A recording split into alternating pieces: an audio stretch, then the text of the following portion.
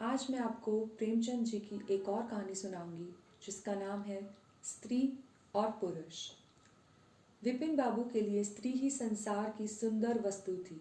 वो कवि थे और उनकी कविता के लिए स्त्रियों के रूप और यौवन की प्रशंसा ही सबसे चित्त आकर्षक विषय था। उनकी दृष्टि में स्त्री जगत में व्याप्त कोमलता, मधु और अलंकारों की सजीव प्रतिमा थी। जबान पर स्त्री का नाम आते ही उनकी आंखें जगमगा उठती थीं, कान खड़े हो जाते थे, मानो किसी रसिक ने गाने की आवाज़ सुन ली हो। जब से होश संभाला तभी से उन्होंने उस सुंदरी की कल्पना करनी शुरू की जो उनके हृदय की रानी होगी। उसमें उषा की प्रफुल्लता होगी, पुष्प की कोमलता, कुंदन की चमक, बसंत की छवि, कोयल की ध्वनि। वो इस कल्पित मूर्ति के उपासक थे। कविताओं में उसका गुण गाते, मित्रों से उसकी चर्चा करते, नित्य उसी के ख्याल में मस्त रहते थे। वो दिन भी समीप आ गया जब उनकी आशाएं हरे भरे पत्तों से लहराएंगी, उनकी मुरादें पूरी होंगी। कॉलेज की अंतिम परीक्षा समाप्त हो गई थी और विवाह के संदेशे आने लगे थे। विवाह तय हो गया। विपिन बाबू ने कन्या को देखने को बहुत आग्रह किया, लेकिन जब उनके मामू ने विश्वास दिलाया कि लड़की बहुत ही रूपवती है, मैंने उसे अपनी आंखों से देखा है, तब वो राजी हो गए। धूमधाम से बारात निकली और विवाह का मुहूर्त आया। वधू आभूषणों से सजी हुई मंडप में आई तो विपिन को उसके हाथ पांव नजर आए। कितनी सुंदर उंगलियां थीं, मानो दीप शिखाएं हों। अंगों की शोभा कितनी मनोहारिणी थी। विपिन फूले ना समाये। दूसरे दिन वधू विदा हुई तो वो उसके दर्शनों के इतने अधीर हुए कि ज्यों ही रास्ते में कहारों ने पालकी रखकर मुंह हाथ धोना शुरू किया, विपिन चुपके से वधू के पास जा पहुंचे। वो घूंघट हटाए, पालकी से सिर निकाले बाहर झांक रही थी। विपिन की निगाह उस पर पड़ गई। घृणा, क्रोध और निराशा की एक लहर से उन पर दौड़ गई।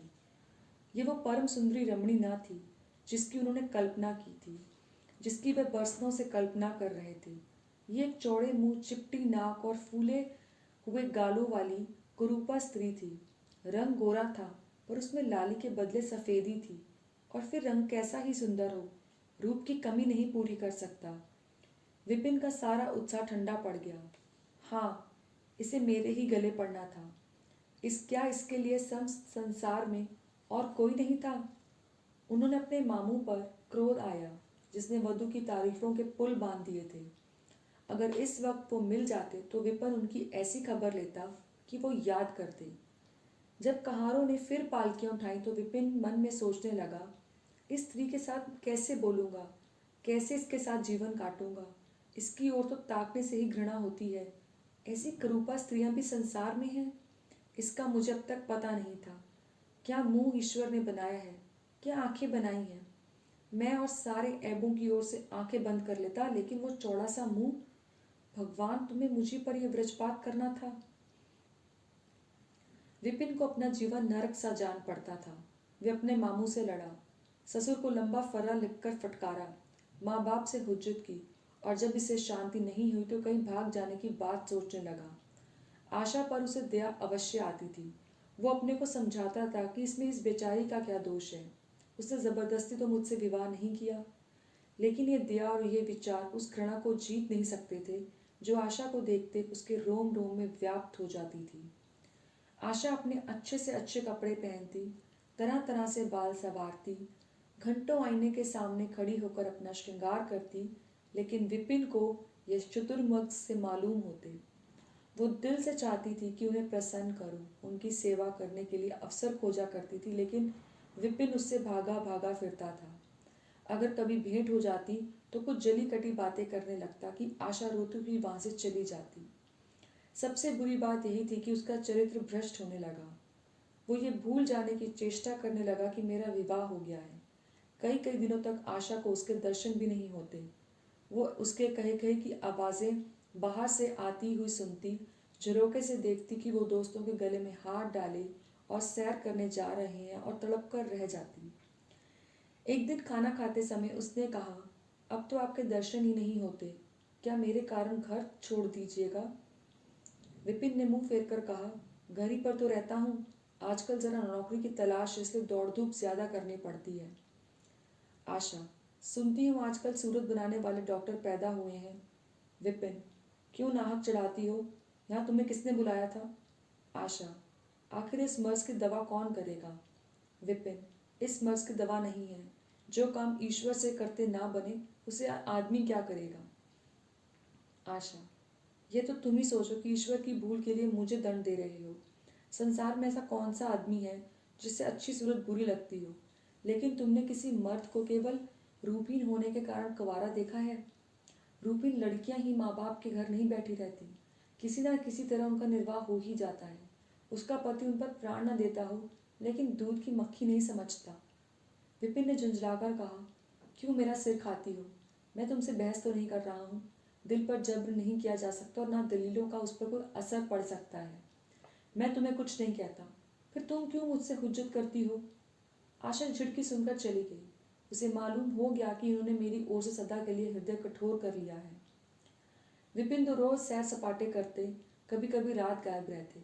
इधर आशा चिंता और निराशा से घुलते घुलते बीमार पड़ गई। लेकिन विपिन भूलकर भी उसे देखने नहीं आता। सेवा करना तो दूर, इतना ही नहीं, वो दिल में मनाता था कि वो मर जाती तो गला छूटता। अब की खूब देखभाल कर अपनी पसंद का विवाह करता। अब वे और भी खुलकर खेला। पहले आशा से कुछ दबता था, कम से कम उसे ये धड़का लगा रहता था कि कोई मेरी चाल ढाल पर निगाह रखने वाला भी है। अब वो धड़का छूट गया। कुवासनाओं में ऐसा लिप्त हो गया कि मर्दाने कमरे में ही जमघटे होने लगी। लेकिन विषय भोग में धन का ही सर्वनाश नहीं होता, इससे कई अधिक बुद्धि और बल का सर्वनाश होता है। विपिन का चेहरा पीला पड़ने लगा, देह भी क्षीण होने लगी, पसलियों की हड्डियां निकल आईं, आंखों के इर्द गिर्द गड्ढे पड़ गए। अब वो पहले से कहीं ज्यादा शौक करता, नित्य तेल लगाता, बाल बनवाता, कपड़े बदलता, किंतु मुख पर कांति न थी। रंग रोगन से क्या हो सकता है? एक दिन आशा बरामदे में चारपाई पर लेटी हुई थी। इधर हफ्तों से उसने विपिन को नहीं देखा था। उन्हें देखने की इच्छा हुई। उसे भय था कि वो नहीं आएगी, फिर भी वो मन को रोक न सकी। विपिन को बुला भेजा। विपिन को उस पर कुछ दया आ गई। आकर सामने खड़े हो गए। आशा ने उनके मुंह की ओर देखा तो चौंक पड़ी। वो इतने दुर्बल हो गए थे कि पहचानना मुश्किल था। बोली, क्या तुम भी बीमार हो? तुम तो मुझसे भी ज्यादा घुल गए हो। विपिन, जिंदगी में रखा ही क्या है जिसके लिए जीने की फिक्र करूं? आशा, जीने की फिक्र ना करने से कोई इतना दुबला तो नहीं होता। तुम अपनी कोई दवा क्यों नहीं करते? ये कहकर उसने विपिन का दाहिना हाथ पकड़कर अपनी चारपाई पर बिठा लिया। विपिन ने हाथ छुड़ाने की चेष्टा नहीं की। उनके स्वभाव में इस समय एक विचित्र नम्रता थी जो आशा ने कभी नहीं देखी। बातों से भी निराशा टपकती थी, अक्खड़पन था, क्रोध की गंध नहीं थी। आशा को ऐसा मालूम हुआ कि उनकी आंखों में आंसू भरे हुए हैं। विपिन चारपाई पर बैठते हुए बोले, मेरी दवा मौत करेगी। मैं तुम्हें जलाने के लिए नहीं कहता, ईश्वर जानता है मैं तुम्हें चोट नहीं पहुंचाना चाहता। मैं अब ज्यादा दिनों तक नहीं जीऊंगा। मुझे किसी भयंकर रोग के लक्षण दिखाई दे रहे हैं। डॉक्टरों ने भी यही कहा। मुझे इसका खेद है, मेरे हाथों तुम्हें कष्ट पहुंचा, पर क्षमा करना। कभी कभी बैठे बैठे मेरा दिल डूब जाता है, मूर्छा सी आ जाती है। ये कहते कहते एकाएक वे कांप उठे, सारी देह में सनसनी सी दौड़ गई। मूर्छित होकर चारपाई पर गिर पड़े और हाथ पैर पटकने लगे। मुंह से फिचुकर निकलने लगा, सारी देह पसीने से तर हो गई। आशा का सारा रोग हवा हो गया। वो महीनों से बिस्तर न छोड़ सकी, पर इस समय उसके शिथिल अंगों में विचित्र स्फूर्ति आ गई। उसने तेजी से उठकर विपिन को अच्छी तरह लिटा दिया और उसके मुख पर पानी के छींटे देने लगी। मेहरी भी दौड़ी आई और पंखा झलने लगी। बाहर खबर हुई, मित्रों ने दौड़कर डॉक्टर को बुलाया। बहुत यत्न करने पर भी विपिन ने आंखें नहीं खोली। संध्या होते होते उसका मुंह टेढ़ा हो गया और बायां अंग शून्य पड़ गया। हिलना तो दूर, मुंह से बात निकालना भी मुश्किल हो गया। ये मूर्छा नहीं थी, फालिज था। फालिज के भयंकर रोग में रोगी की सेवा करना आसान नहीं। उस पर आशा महीनों से बीमार थी, लेकिन इस रोग के सामने वो अपना रोग भूल गई। 15 दिनों तक विपिन की हालत बहुत नाजुक रही। आशा दिन के दिन और रात की रात उनके पास बैठी रहती।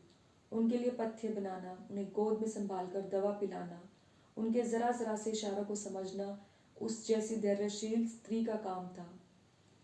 अपना सिर दर्द से फटा करता, जोर से देह तपा करती, पर उसको अपनी जरा भी परवाह नहीं थी। 15 दिनों के बाद विपिन की हालत कुछ संभली। उनका दाहिनी पैर तो लुंच पड़ गया था, पर तोतली भाषा में कुछ बोलने लगे थे। सबसे बुरी गत उनके सुंदर मुख की हुई थी। वो इतना टेढ़ा हो गया जैसे कोई रबड़ के खिलौने को खींचकर बढ़ा दे। बैटरी की मदद से जरा देर तक के लिए बैठ या खड़े हो जाते, लेकिन चलने फिरने की ताकत नहीं थी। एक दिन लेटे लेटे उन्हें क्या जाने ख्याल आया, आईना उठाकर उन्होंने अपना मुंह देखा। ऐसा कुरूप आदमी उन्होंने कभी नहीं देखा। आहिस्ता से बोले, आशा, ईश्वर ने मुझे गुरूर की सजा दे दी। वास्तव में ये उसी बुराई का बदला है जो मैंने तुम्हारे साथ की। अब तुम अगर मेरा मुंह देखकर घृणा से मुंह फेर लो तो मुझे जरा भी शिकायत नहीं होगी। मैं चाहता हूं कि तुम मुझसे उस दुर्व्यवहार का बदला लो जो मैंने तुम्हारे साथ किए हैं। आशा ने पति की ओर कोमल भाव से देखकर कहा, मैं तो आपके अब भी उसी निगाह से देखती हूँ। मुझे तो आप में कोई अंतर नहीं दिखाई देता। विपिन, वाह, बंदर का मुंह हो गया है और तुम कहती हो कोई अंतर नहीं आया। मैं तो अभी कहूँ बाहर से निकाल, मैं तो अब कभी बाहर नहीं निकलूंगा। ईश्वर ने मुझे सचमुच दंड दिया। बहुत यत्न किए गए पर विपिन का मुंह सीधा नहीं हुआ। मुख का बायां भाग इतना टेढ़ा हो गया कि चेहरा देखकर डर मालूम होता था। पैरों में इतनी शक्ति आ गई कि वो चलने फिरने लगे। आशा ने पति की बीमारी में देवी की मनौती की। आज उसी पूजा का उत्सव था। मोहल्ले की स्त्रियां बनाव श्रृंगार किए जमा थी। गाना बजाना हो रहा था। एक सहेली ने पूछा, क्यों आशा, अब तो तुम्हें उनका मुंह जरा भी अच्छा नहीं लगता होगा। आशा ने गंभीर होकर कहा, मुझे तो पहले से कहीं अच्छा मालूम होता है। चलो, बातें बनाती हो। नहीं बहन, सच कहती हूँ। रूप के बदले मुझे उनकी आत्मा मिल गई जो रूप से कहीं बढ़कर है। विपिन कमरे में बैठे हुए थे। कई मित्र जमा थे। ताश हो रहा था। कमरे में खिड़की थी जो आंगन में खुलती थी। इस वक्त वो बंद थी। एक मित्र ने चुपके से उसे खोल दिया और शीशे से झाँक कर विपिन से कहा, आज तो तुम्हारे यहाँ परियों का अच्छा जमघट है। विपिन, बंद कर दो। अजी, जरा देखो तो कैसी कैसी सूरतें हैं। तुम्हें इन सबों में से कौन सबसे अच्छी मालूम होती है। विपिन ने उड़ती हुई नजरों से देखकर कहा, मुझे तो वही सबसे अच्छी मालूम होती है जो थाल में फूल रख रही है। वारे आपकी निगाह, या सूरत के साथ तुम्हारी निगाह भी बिगड़ गई। मुझे तो वो सबसे बदसूरत मालूम होती है, इसलिए कि तुम उसकी सूरत देखती हो और मैं उसकी आत्मा देखता हूँ। अच्छा, ये मिसेस विपिन है? जी हाँ, ये वही देवी हैं।